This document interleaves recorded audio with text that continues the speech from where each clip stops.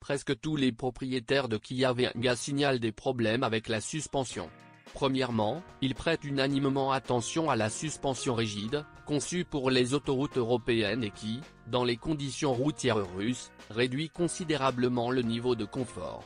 Deuxièmement, les amortisseurs, avant et arrière, deviennent rapidement inutilisables. Par conséquent, lors de l'achat d'une Kia Venga, vous devez être prêt à les remplacer tous les 30 000 à 45 000 km. Kilométrage, surtout s'il s'agit d'une voiture d'occasion. Comment savoir si vos amortisseurs sont bons?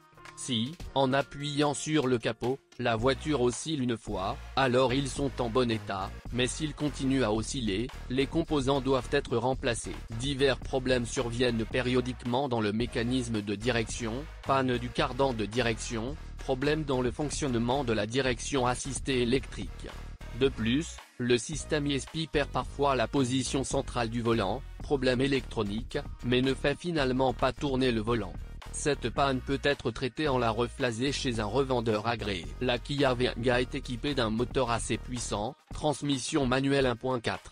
1.6 ou transmission automatique 1.6, qui rencontre cependant périodiquement des problèmes. Il peut se comporter de manière assez imprévisible. Certains propriétaires de cette voiture signalent des problèmes avec la pédale d'accélérateur, qui ne peut fonctionner de manière synchrone qu'au quart de la course. Lorsque vous conduisez une voiture, cela est assez dangereux, par exemple, si la voiture ne répond pas correctement à l'appui sur la pédale d'accélérateur lors d'un dépassement. Les capteurs peuvent mal fonctionner. Des problèmes de ce type sont assez courants. De plus, de nombreux conducteurs ayant eu affaire à la Kia Venga prêtent attention à la possibilité de réinitialiser toutes les lectures de l'ordinateur de bord. La radio standard fournie avec la voiture présente également souvent des problèmes, refusant de lire les fichiers d'une clé USB.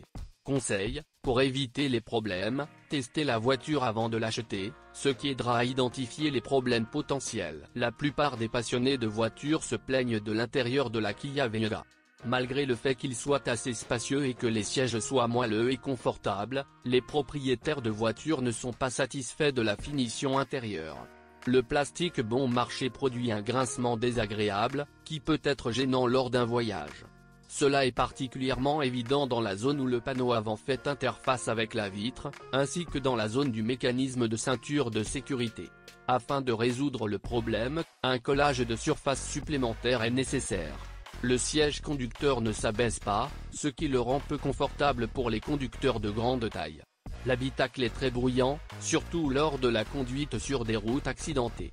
Il n'y a pratiquement aucune isolation contre les bruits parasites. Le principal inconvénient du corps est la conception extrêmement peu pratique du rack. Nous parlons du montant avant gauche. Cela bloque partiellement la vue du conducteur, ce qui peut provoquer une urgence. Il faut constamment se pencher en avant pour ne pas rater un piéton entrant sur la chaussée ou un feu tricolore. Pour une voiture comme la Kia Venga, une batterie de plus grande puissance serait préférable. Un autre inconvénient majeur est qu'il n'est pas amovible. Ainsi, pour redonner vie à une batterie à plat, il faut utiliser un chargeur de batterie. Le manque d'éclairage dans la boîte à gants, sur les boutons de commande des portes et les problèmes de luminosité sur le tableau de bord sont également un inconvénient, bien que moins important. Les automobilistes notent que cela ressemble à des économies inappropriées et crée un certain inconfort, dans le modèle de base. La climatisation de la Kia Venga ne fonctionne pas assez efficacement. Il y a de nombreuses plaintes concernant son fonctionnement. Si l'intérieur est très chaud au soleil, il met beaucoup de temps à se refroidir. Il n'y a pas d'indicateur de température ambiante. Le volume du réservoir de la Kia Venga est de 48 litres. Les propriétaires de voitures soulignent à l'unanimité que cette voiture adore manger. La consommation de carburant en ville est en moyenne de 7 à 10 litres, ce qui, en général, n'est pas surprenant, compte tenu de la cylindrée du moteur et du poids de la voiture.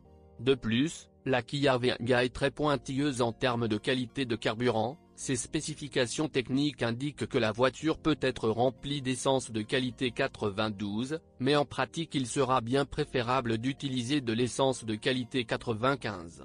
Il est important que le carburant soit de haute qualité, sinon la voiture pourrait commencer à se détériorer. Malgré le fait qu'il existe certaines lacunes dans la conception de la Kia Vega et que de nombreux forums mettent en garde contre les maladies infantiles de cette voiture, elle est très populaire parmi les automobilistes russes. Selon toute vraisemblance, ils sont satisfaits du rapport qualité-prix de ce modèle, de sa relative facilité d'entretien, de sa taille compacte, mais en même temps d'un espace intérieur et de coffre suffisant. Des coûts d'exploitation assez faibles ajoutent à l'attractivité du Kia Vega. Il est très important de changer rapidement les composants nécessaires, de surveiller l'état du moteur et de la suspension et d'utiliser du carburant de haute qualité pour faire le plein.